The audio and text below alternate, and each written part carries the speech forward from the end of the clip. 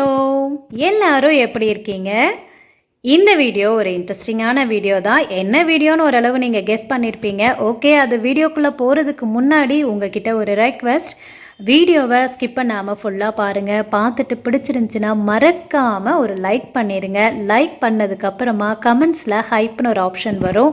அந்த ஹைப் பட்டனை ப்ரெஸ் பண்ணிங்க அப்படின்னா பாயிண்ட்ஸ் வந்து காட்டும். அந்த பாயிண்ட்ஸை ப்ரெஸ் பண்ணிங்கன்னா இந்த வீடியோஸ்க்கு பாயிண்ட்ஸ் அதிகமாக கிடைக்கிறப்போ வீடியோ ரெக்கமெண்டேஷனில் போகிறதுக்கான வாய்ப்பு கிடைக்குங்க. ஸோ மறக்காமல் அதையும் பண்ணிவிடுங்க. அப்படியே சப்ஸ்கிரைப் பண்ணாமல் பார்க்குற நியூ ஃப்ரெண்ட்ஸ் மறக்காமல் சப்ஸ்கிரைப் பண்ணி பக்கத்தில் இருக்கிற பெல் பட்டனையும் ப்ரெஸ் பண்ணி வச்சுக்கோங்க. இப்போ வாங்க வீடியோக்குள்ளே போகலாம். இன்றைக்கி பார்க்க போகிற வீடியோ பார்த்தீங்க அப்படின்னா, நான் துளசி மாடம் வாங்கியிருந்தேன்.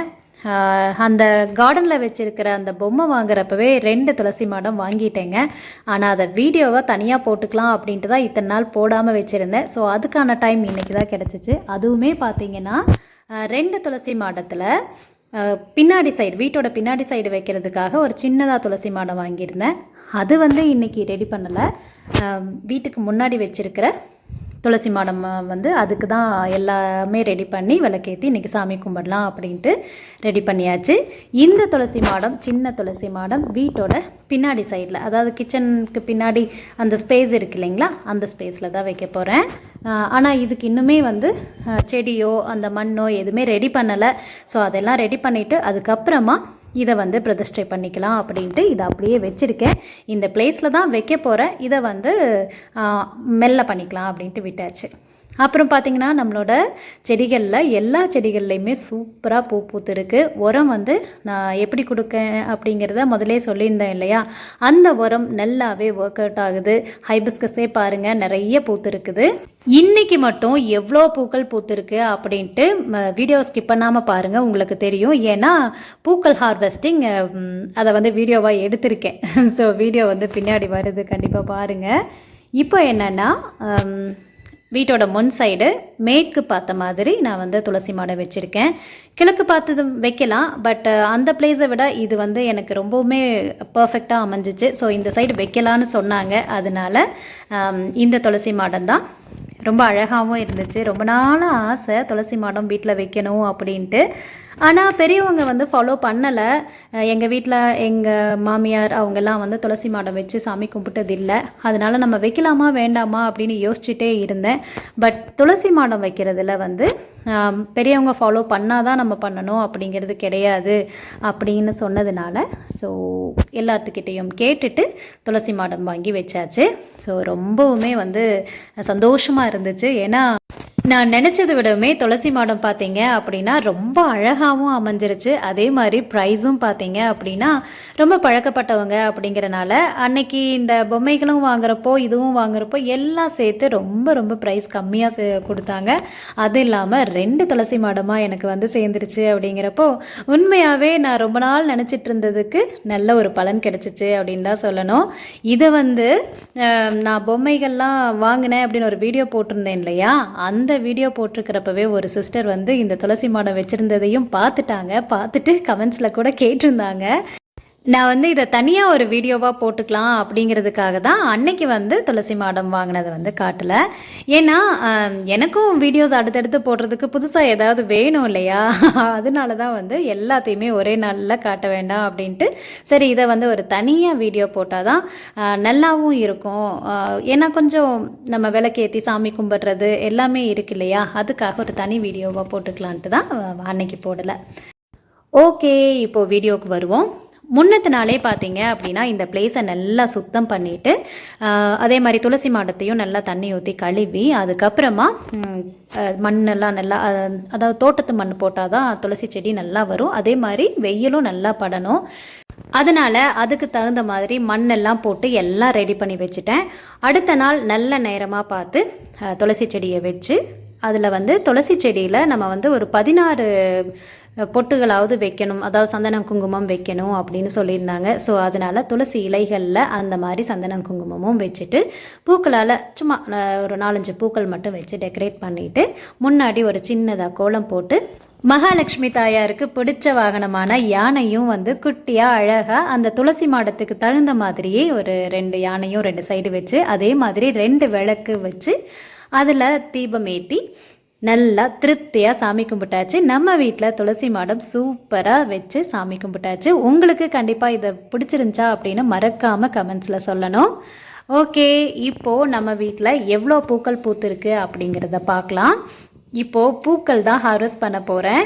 வாங்க முதல்ல பின்னாடி நிறைய பூக்கள் பூத்துருக்கு, அதை வந்து பார்த்துடலாம். 7 டே ரோஸ் பார்த்தீங்க அப்படின்னா ஒரு 4 பூ இருக்கும் பூத்துருக்கு. அதாவது இன்றைக்கி மட்டும் பூத்த பூக்கள் தாங்க நான் பறிக்கிறேன்.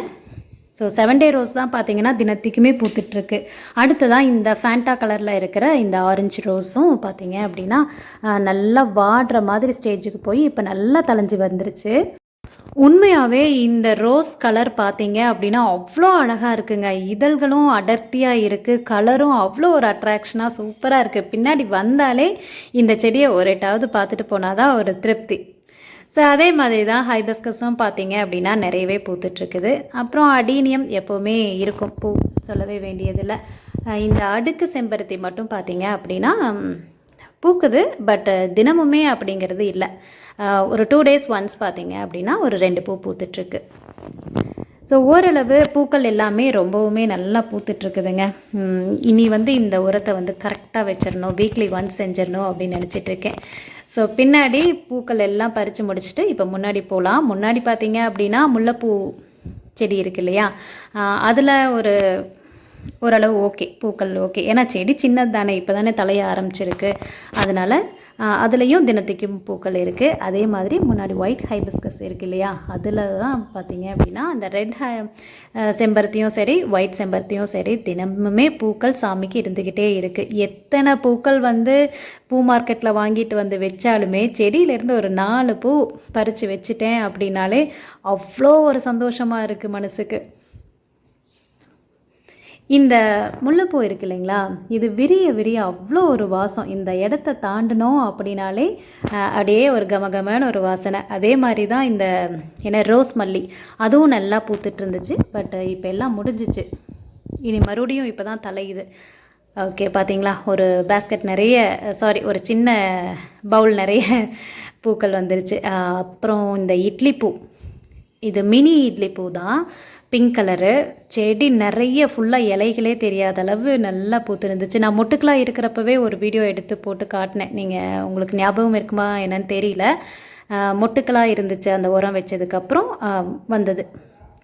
இப்போ பார்த்தீங்கன்னா எல்லாம் விரிஞ்சு சூப்பராக செடியே அப்படியே ரோஸ் கலரில் அழகாக இருக்குது. ஸோ நான் வந்து முதலே கட் பண்ணலாம் அப்படின்னு நினச்சேன், இருந்தாலுமே துளசி மாடம் ரெடி பண்ணுறப்போ அந்த வீடியோ எடுத்துகிட்டு அதுக்கப்புறமா பறிச்சிக்கலாம் அப்படின்ட்டு தான் செஞ்சிட்ருக்கேன். இப்போது இது உள்ளே கொண்டு போய் நம்ம பூஜா ரூமில் சுவாமிகளுக்கெல்லாம் வச்சு டெக்கரேட் பண்ணணும் அப்படின்ட்டு தான் செஞ்சிட்ருக்கேன். ஸோ நம்ம வீட்டில் ஒரு 4-5 பூச்செடி இருந்தாலே போதுங்க, நல்லா பூக்களாக இருக்கும். நம்ம வந்து பூ தனியாக இதுக்குன்னு போய் வாங்க வேண்டியதே இல்லை.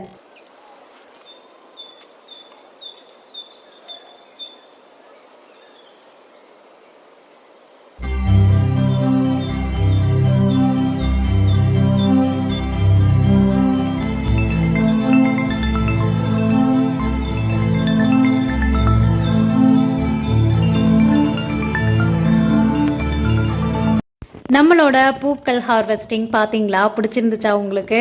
அடுத்ததாக பார்த்தீங்க அப்படின்னா காலையிலேயே பிரேக்ஃபாஸ்ட்டு லஞ்ச் பாக்ஸுக்கு எல்லாம் வந்து ரெடி பண்ணி கொடுத்து அனுப்பியாச்சு. இருந்தாலுமே திடீர்னு ஞாபகம் வந்துச்சு, எப்போவோ ஒரு நாள் ஒரு சிஸ்டர் வந்து இந்த அரிசியை வறுத்து உப்புமா எப்படி செய்கிறதுன்னு போடுங்க அப்படின்னு கேட்டிருந்தாங்க. ஆக்சுவலாக அவங்களே மறந்துருப்பாங்கன்னு நினைக்கிறேன், அந்தளவு நானுமே மறந்துட்டேன். சடனாக ஞாபகம் வந்துச்சு. சரி, எனக்கும் என்னோடய பொண்ணுக்கும் பார்த்தீங்க அப்படின்னா இந்த அரிசி வறுத்து செய்கிற இந்த உப்புமா வந்து ரொம்ப பிடிக்கும். சரி, இன்றைக்கி செஞ்சிடலாம் அப்படின்ட்டு தான் அதை வீடியோ எடுத்திருக்கேன். இது பார்த்தீங்கன்னா ரேஷன் கடை அரிசியில் செஞ்சோம் அப்படின்னா இன்னுமே நல்லா டேஸ்ட்டாக இருக்கும். இப்போ நான் எடுத்துருக்கிறது இட்லி அரிசி, 5020 சொல்லுவோம் இல்லையா, அந்த அரிசி 1 கப் எடுத்து மீடியம் ஃப்ளேமில் வச்சு கருகாமல் நல்லா பொன்னிறமாக வறுத்து எடுத்துக்கணுங்க. வறுக்கணும், நல்லா வறுத்துறணும், கருகீரக்கூடாது. இப்போ அதை ஆடுறதுக்குள்ளே நம்ம வந்து நல்லா நிறைய வெங்காயம் போட்டால் நல்லா தான் இருக்கும். பெரிய வெங்காயம் இல்லை, சின்ன வெங்காயம். ஸோ சின்ன வெங்காயம் வந்து நல்லா ஒரு கை நிறைய அரிஞ்சு எடுத்துக்கலாம். காரத்துக்கு தகுந்த மாதிரி பச்சை மிளகாய் சேர்த்துனா இன்னும் டேஸ்ட்டாக இருக்கும். பட் நான் வந்து வரமிளகாய் தான் சேர்த்துருக்கேன். பச்சை மிளகாய் என்கிட்ட இல்லை. கருவேப்பிலை கொஞ்சமாக சேர்த்துக்கோங்க. அதே மாதிரி இஞ்சி கட்டாயமாக சேர்த்துக்கோங்க பொடியாக அரிஞ்சு.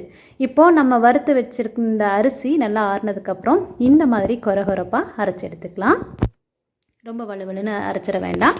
இந்தளவு அரைச்சி எடுத்ததுக்கப்புறமா நம்ம வந்து 1 கப் அரிசி எடுத்துருக்கோம் இல்லையா, அந்த 1 கப் அரிசிக்கு 4 கப் அளவு தண்ணி சரியாக இருக்குங்க. அரிசி அப்படிங்கிறதுனால நல்லா வெந்து வரணும், அதுக்காக 4 கப் அளவு தண்ணி எடுத்துருக்கோம். இப்போ செய்ய ஆரம்பிச்சிடலாம். ஸ்டவ் ஆன் பண்ணி ஒரு கடாய் வச்சுட்டு கடலெண்ணெய் சேர்த்துக்கோங்க, நல்லா டேஸ்ட்டாக இருக்கும். கடலெண்ணெய் 1 டேபிள் ஸ்பூன் அளவு சேர்த்துட்டு கடலைப்பருப்பு, கடுகு இது நல்லா பொரிஞ்சதுக்கு அப்புறமா நம்ம அரிஞ்சு வச்சுருக்கோம் இல்லையா, வெங்காயம், காரத்துக்கு தகுந்த மாதிரி வரமிளகா, பச்சை மிளகா இது வேணால் சேர்த்துக்கலாம். ரெண்டும் கலந்து கூட சேர்த்துக்கலாம். கருவேப்பிலை, இஞ்சி கட்டாயம் சேர்த்துக்கோங்க. ஏன்னா அரிசி அப்படிங்கிறப்போ டைஜஷன் வந்து கொஞ்சம் கஷ்டமாக இருக்கும் இல்லையா, அதனால் இஞ்சி சேர்த்துக்கணும். அதே மாதிரி அது வாசனைக்கும் நல்லாயிருக்கும். ஸோ இது எல்லாம் நல்லா வதங்கட்டும். இப்போது தேவையான அளவு நம்ம உப்பையும் சேர்த்துடலாம். உப்பு சேர்த்துட்டா கொஞ்சம் சீக்கிரமே வதங்கிடும்.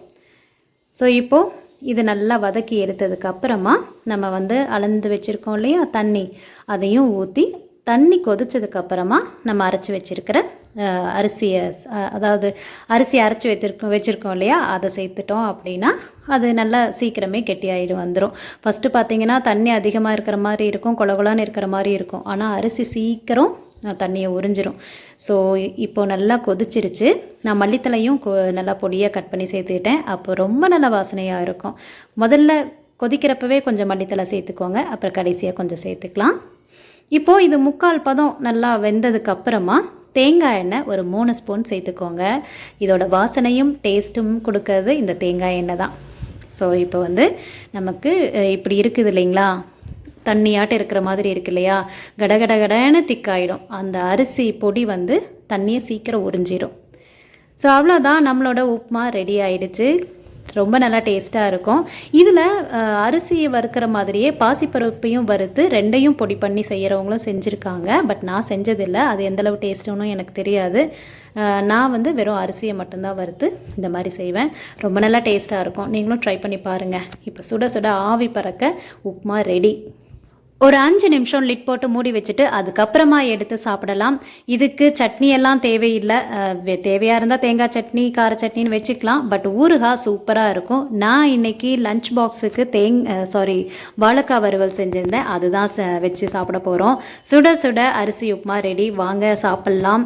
சாமி கும்பிட்டு அப்புறம் சாப்பிட்டுக்கலாம் அப்படின்னு முடிவு பண்ணதுனால டைமும் ஆயிடுச்சு, நல்ல பசியும் வந்துருச்சுங்க. இப்போ சுட சுட உப்புமாவோட இந்த வாழைக்காய் வறுவல் வச்சு நாங்கள் சாப்பிட போகிறோம். நீங்களும் கண்டிப்பாக ட்ரை பண்ணி பாருங்கள். ஆவி பறக்க பறக்க இருக்கிற இந்த அரிசி உப்புமா ரொம்பவே நல்லா டேஸ்ட்டாக இருக்கும். இது சுட சுட சாப்பிட்றதுக்கும் சூப்பராக இருக்கும், ஆறுனதுக்கு அப்புறமே நல்லா டேஸ்ட்டாக இருக்கும். ஆனால் இந்த அரிசி உப்புமாவுக்கு வாழைக்காய் வறுவல் வந்து நல்ல காம்போ கிடையாது. இதை விடவுமே ஊறுகாய் தான் பெஸ்ட்டுன்னு நான் சொல்லுவேன். ஓகேங்க, இந்த வீடியோவோட எண்டுக்கு வந்துட்டோம். வீடியோ கண்டிப்பாக உங்கள் எல்லாத்துக்கும் பிடிச்சிருக்கும் அப்படின்னு நான் நம்புகிறேன். பிடிச்சிருந்துச்சின்னா மறக்காமல் லைக் பண்ணிடுங்க. லைக் பண்ணிவிட்டு பக்கத்தில், அதாவது கமெண்ட்ஸில் இருக்கிற ஹைப் பட்டனை மறக்காமல் ப்ரெஸ் பண்ணிவிடுங்க. அப்புறம் உங்களோட வேல்யூபுளான கமெண்ட்ஸுக்கு நான் எப்போவும் வெயிட் பண்ணிகிட்ருப்பேன். அடுத்ததாக சப்ஸ்கிரைப் பண்ணாமல் பார்க்குற நம்மளோட நியூ ஃப்ரெண்ட்ஸ் மறக்காமல் சப்ஸ்கிரைப் பண்ணி பக்கத்தில் இருக்கிற பெல் பட்டனையும் ப்ரெஸ் பண்ணி வச்சுக்கோங்க. அடுத்த ஒரு வீடியோவில் பார்க்கலாம். பாய்.